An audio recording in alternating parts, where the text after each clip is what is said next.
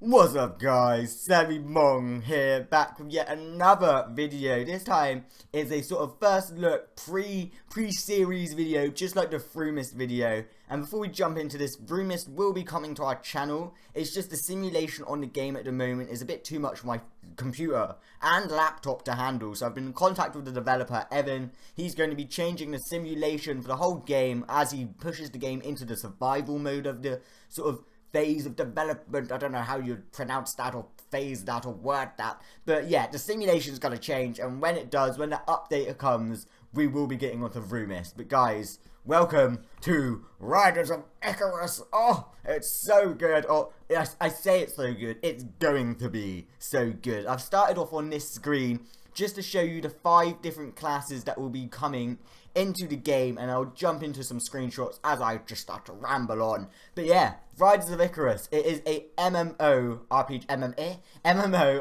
just like World of Warcraft. Obviously you can get different classes, you've got questing, you've got dungeons, you've got PvP? Yeah, you've got PvP, I'm guessing you'll have PvP. All of the MMO stuff, just like we had on the Elder Scrolls series on our channel, and this will be joining alongside Plants vs Zombies, Overwatch, and when it comes out, No Man's Sky. So there will be our 4 main games, and obviously odd videos on Vroomis when that comes out, or when that's updated in a few weeks as well, so be sure to look out for them.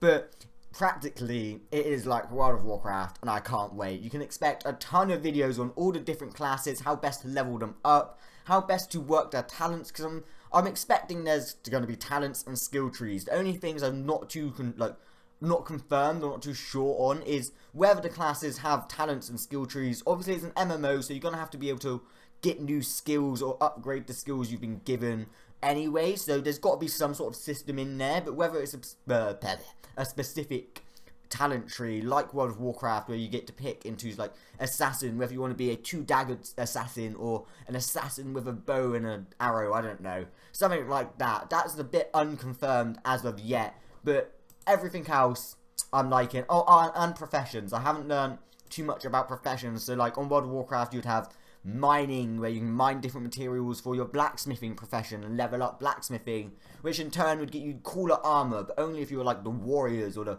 heavy hitters, not like the priests or the wizards of the group. But still, I'm guessing they would have something along those lines in there. I did go into media. Yeah, I'm on media now. I'm monging out. Here's the screenshots. But just like every MMO, obviously it's got classes, it's got leveling. I don't know what the max level is, but obviously as you level up, you're gonna encounter higher leveled mobs like this guy. You're gonna have higher leveled dungeons, higher leveled bosses, cooler looking armor. What they really focus on in the game is mounted combat. So unlike every other MMO I've played, you have to buy your mount to be able to run around quickly. No, you train your mount on this game. So if you see, I want to say if you see any sort of like animal or wildlife, but I'm pretty sure there's a select amount to a limit.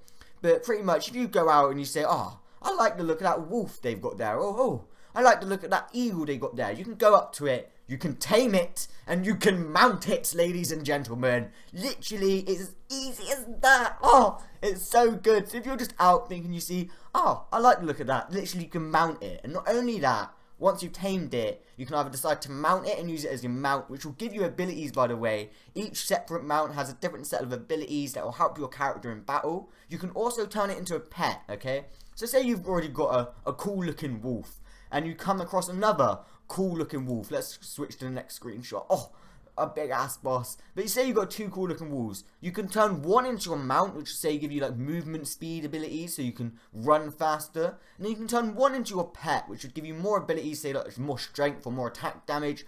But it also attack alongside of you, which I think is really cool. So just having the option to choose what you want as your mount. Obviously you can get flying mounts, you can get all these cool looking dragons and sort of birds, and just the scenery in this game looks insane, especially from the screenshots. Look at that. What is that? Is that that's like a mixture of a kangaroo, raptor, dinosaur thing. It's insane.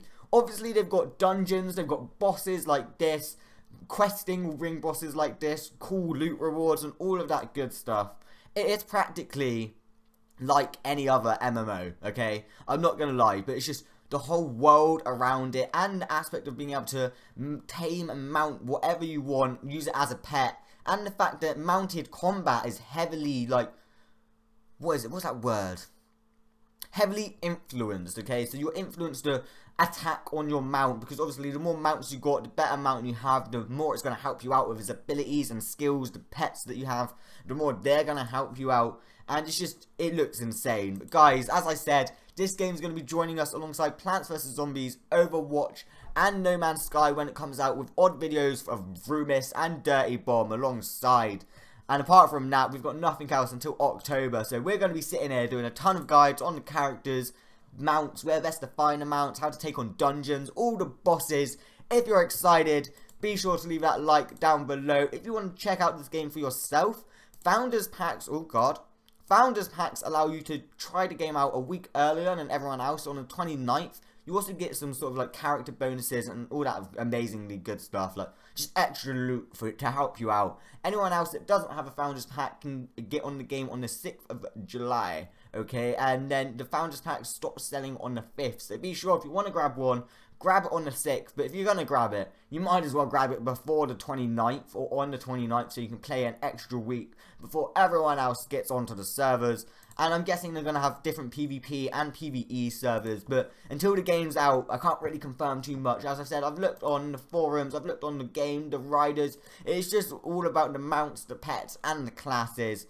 Everything else is a bit hush-hush at the moment, so to say. But once again, guys, if you're excited, be sure to leave that like. If you're new, be sure to subscribe. And of course, if you've got any video ideas that you want us to do when the game is out, say different class guides, any certain mounts you want to find that you potentially seen other YouTubers do, be sure to tell us. And until next time, I'm going to sit here for the next 3 days patiently, like yes. And yeah, thanks, and I'll see you on the next video. So good. Oh.